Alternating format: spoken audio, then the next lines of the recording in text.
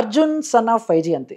So title ఎంత పవర్ఫుల్గా ఉందో ఆ టైటిల్ రోల్ ప్లే చేసే వాళ్ళు కూడా అంతే పవర్ఫుల్గా ఉండాలి. సో అందుకే డైరెక్టర్ అటు కళ్యాణ్ రామ్ గారిని ఇటు విజయశాంతి గారిని సో ఎంచుకోవడం జరిగిందని మాత్రం మనకి టీజర్ చూస్తే అర్థమవుతుంది. బట్ ఈ రోజు రిలీజ్ అయిన టీజర్లో అయితే క్లియర్ గట్టిగా కథ అయితే చెప్పేశారు.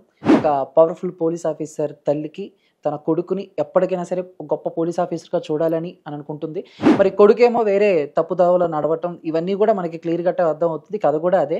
బట్ దీంట్లో ఇంకెన్ని ట్విస్టులు ఉంటాయి, ఈ పోక్రీలాగా చివరిలో ఇంకేమైనా ట్విస్ట్ ఉంటాయి. సో ఇలాంటి చాలా డౌట్స్ అయితే ఉన్నాయి. అండ్ ముఖ్యంగా చెప్పుకోవాలంటే డైలాగ్స్ అంటే చిన్న టీజర్లోనే అండ్ తల్లి వర్సెస్ కొడుకు ఈ టైప్లో మనకి ప్రజెంట్ చేసిన విధానం అయితే నాకైతే చాలా బాగా నచ్చింది. అండ్ కళ్యాణ్ రామ్ గారి ఇంటెన్సిటీ అసలు మామూలుగా కాదు. బింబిసారాలో చూసాము, ఆ తర్వాత అమిగోస్లో చూసాము. అంటే ఇప్పుడు ఈ సినిమాలో ఆయన ఒక డైలాగ్ చెప్తారు, ఆయన ఈ టీజర్లో ఒక డైలాగ్ చెప్తారు. డైలాగ్ ఏంటంటే ఈ రోజు నుంచి వైజాగ్ని పోలీస్ బూట్లు లాయర్ కోట్లు కాదు అర్జున్ విశ్వనాథ్ కన్ను సైగలు శాసిస్తాయి అని చెప్పేసి ఒక డైలాగ్ చెప్తారు. దానికి కౌంటర్గా విజయశాంతి గారు ఇంకో డైలాగ్ వెళ్తారు.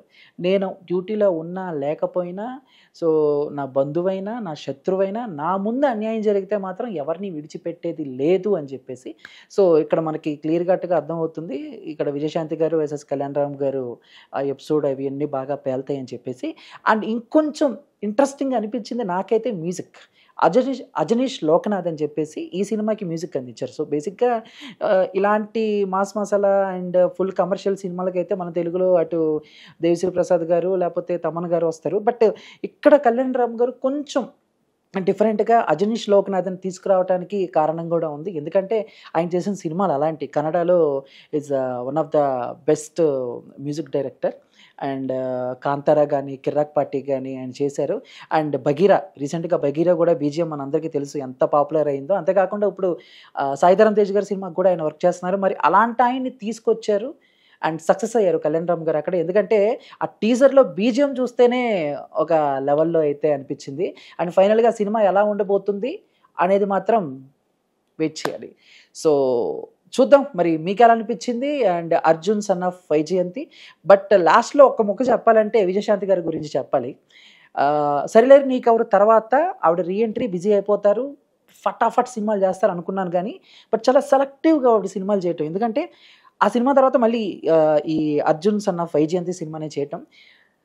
టీజర్ స్టార్టింగ్లో ఆవిడ ఒక మూమెంట్, యాక్షన్ మూమెంట్ ఒకటి ఉంటుంది, చిన్న ఫ్లిప్ ఇలా కొడతారు. ఐ థింక్ ఆవిడ ఏజ్ ఇప్పుడు నాకు తెలిసి 57, 58 అనుకుంటా. ఈ వయసులో కూడా ఆవిడ అంత కష్టపడి డూబ్ లేకుండా ఆ ఫ్లిప్ మూమెంట్ చేయటం అంటే టీజర్లో మనకు చూపించింది అదే. ఇంకా ఆవిడ ఇంకెన్ని స్టంట్స్ చేశారనేది సినిమా చూస్తే అర్థమవుతుంది. మరి అలాంటప్పుడు అనిపిస్తూ ఉంటుంది కదా, ఊరికే అయిపోరు లేడీస్ సూపర్ స్టార్ అని. Hats off to Vijayashanti ma'am. మరి మీకేం నచ్చింది కామెంట్ చేయండి.